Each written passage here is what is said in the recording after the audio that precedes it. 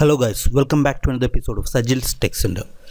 ഇന്നത്തെ വീഡിയോയിൽ ഞാൻ എക്സ്പ്ലെയിൻ ചെയ്യാൻ പോകുന്നത് എങ്ങനെ ഒരു ഫേസ്ബുക്ക് പേജിൽ നമുക്ക് മോണിറ്റൈസ് ചെയ്യാം. അതായത് ഇപ്പോൾ യൂട്യൂബ് ചാനൽ മോണിറ്റൈസ് ചെയ്യുന്നത് പോലെ തന്നെ ഒരു ഫേസ്ബുക്ക് പേജ് നമുക്കുണ്ടെങ്കിൽ അത് മോണിറ്റൈസ് ചെയ്യാൻ സാധിക്കും.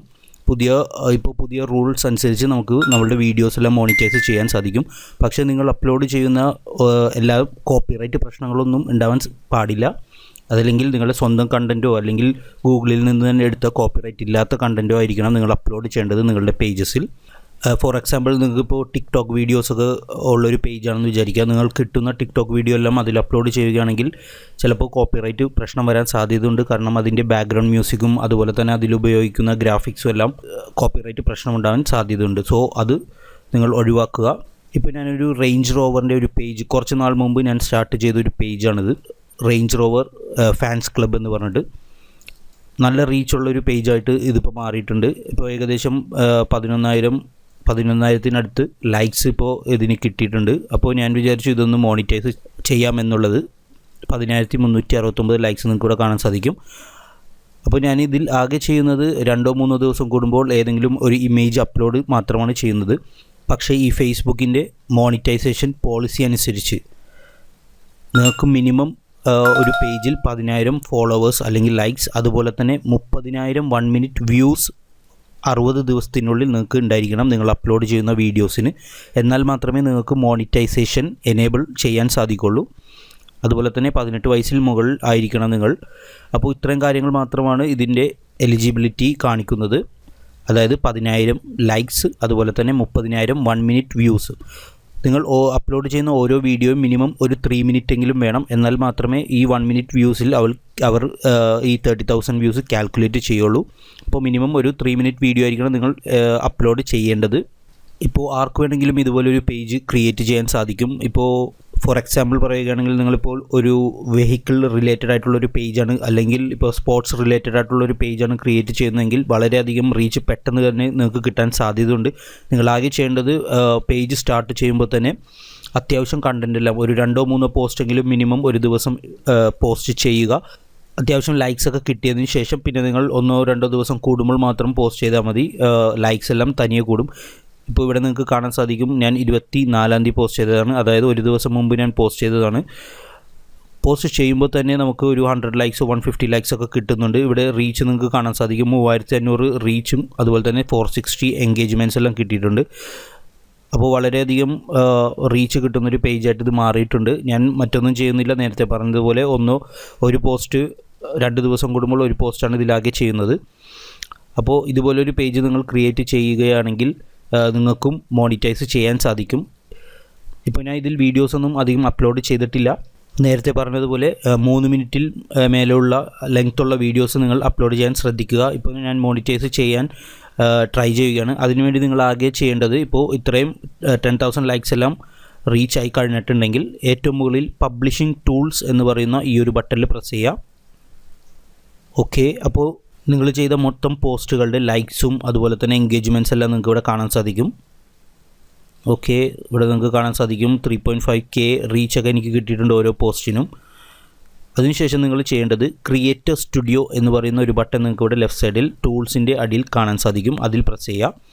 അതിൽ പ്രസ് ചെയ്ത് കഴിഞ്ഞിട്ടുണ്ടെങ്കിൽ ഇപ്പോൾ ഓൾറെഡി ഇതിനുള്ളിൽ ലോഗിൻ ആയിരിക്കുന്നത് കാരണം ഗെറ്റ് സ്റ്റാർട്ടഡ് എന്ന് പറഞ്ഞൊരു ബട്ടൺ കാണുന്നില്ല. ഇപ്പോൾ നിങ്ങൾ ആദ്യമായിട്ട് ചെയ്യുകയാണെങ്കിൽ ഗെറ്റ് സ്റ്റാർട്ടഡ് എന്ന് പറയുന്നൊരു ബട്ടൺ കാണും. അതിൽ പ്രസ് ചെയ്യുക. പ്രസ് ചെയ്ത് കഴിയുമ്പോൾ ഇതിൻ്റെ ഇന്നർ പേജിലായിരിക്കും പോകുന്നത്. അപ്പോൾ ഇതിൽ വീഡിയോസൊന്നും എനിക്ക് ഇല്ലാത്തത് കാരണം 1-2 ചെറിയ വീഡിയോസ് ഇതിലുള്ളൂ. അത് കാരണം ഇതിന് 59 മിനിറ്റ്സ് മാത്രമേ വ്യൂ കിട്ടിയിട്ടുള്ളൂ. ഞാൻ ഇനി അപ്ലോഡ് ചെയ്യാൻ പോകുന്നുള്ളൂ പുതിയ വീഡിയോസ് എല്ലാം. ഇപ്പോൾ ഇമേജ് പോസ്റ്റ് മാത്രമേ ഞാൻ ചെയ്തിട്ടുള്ളൂ. അത് കാരണമാണ് ഇപ്പോൾ എനിക്ക് മോണിറ്റൈസ് ചെയ്യാൻ സാധിക്കാത്തത്. പക്ഷേ 10K ഫോളോവേഴ്സ് ഉള്ളത് കാരണം ഈ പേജ് എനിക്ക് ഓപ്പൺ ചെയ്യാൻ സാധിക്കുന്നത്.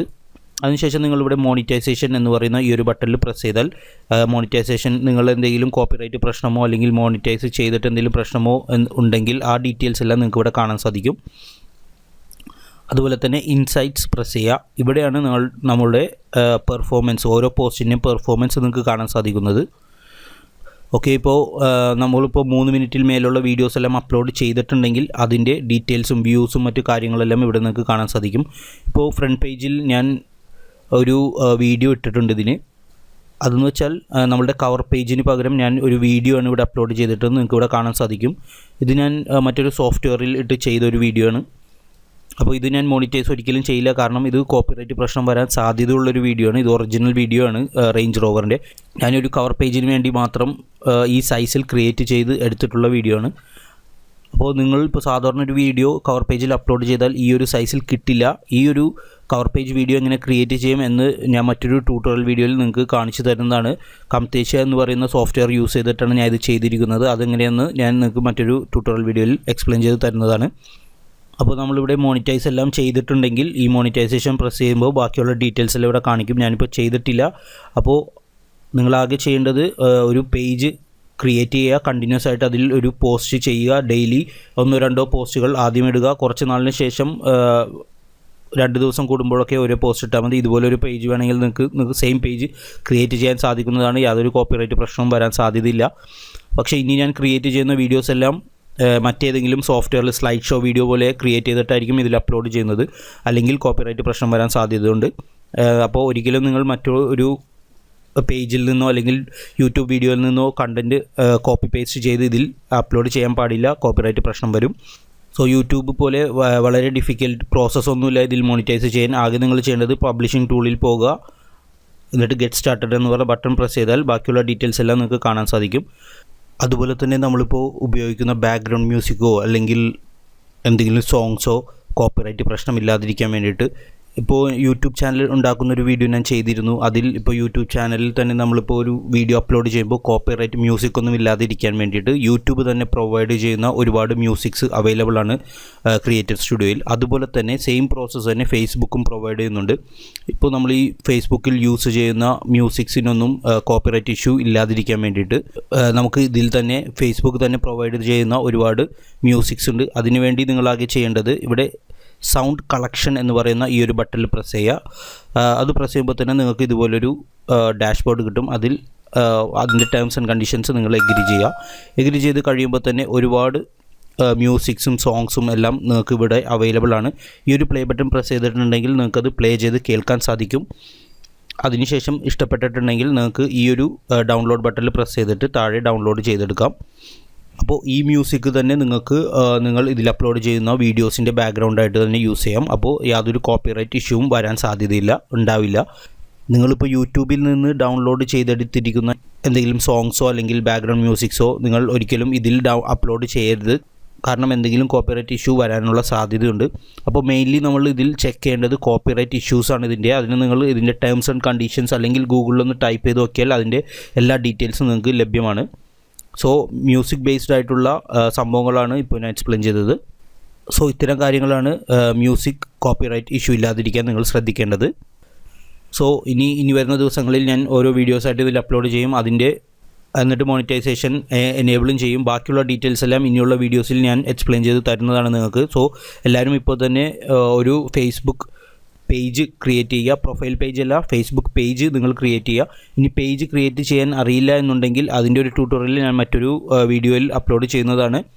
എത്രയും പെട്ടെന്ന് തന്നെ അതും ഞാൻ ക്രിയേറ്റ് ചെയ്യുന്നതാണ്. സോ എല്ലാവർക്കും ഈ ഒരു ഫേസ്ബുക്ക് പേജ് മോണിറ്റൈസേഷൻ എനേബിൾ ചെയ്യുന്നത് എങ്ങനെയാണെന്ന് മനസ്സിലായെന്ന് വിശ്വസിക്കുന്നു. ഇതിനെക്കുറിച്ച് എന്തെങ്കിലും ഡൗട്ട് ഉണ്ടെങ്കിൽ നിങ്ങൾ കമൻറ്റ് ചെയ്യുക. അതുപോലെ തന്നെ ഈ വീഡിയോ ഇഷ്ടപ്പെട്ടെങ്കിൽ നിങ്ങൾ ലൈക്ക് ചെയ്യുക, നിങ്ങൾ ഫ്രണ്ട്സുമായി ഷെയർ ചെയ്യുക. ഇനിയും പുതിയ വീഡിയോസും ട്രിക്സുമായി ഞാൻ വരുന്നതാണ്. സോ എൻ്റെ ചാനൽ നിങ്ങൾ തീർച്ചയായിട്ടും സബ്സ്ക്രൈബ് ചെയ്യുക. അതുപോലെ തന്നെ ആ ബെൽ ഐക്കൺ നോട്ടിഫിക്കേഷൻ ഒന്ന് എനേബിൾ ചെയ്യുക. എന്നാൽ മാത്രമേ പുതിയ വീഡിയോസ് അപ്ലോഡ് ചെയ്യുമ്പോൾ നിങ്ങൾക്ക് കാണാൻ സാധിക്കുകയുള്ളൂ, നിങ്ങൾക്ക് നോട്ടിഫിക്കേഷൻ ലഭിക്കുകയുള്ളൂ. So thank you so much.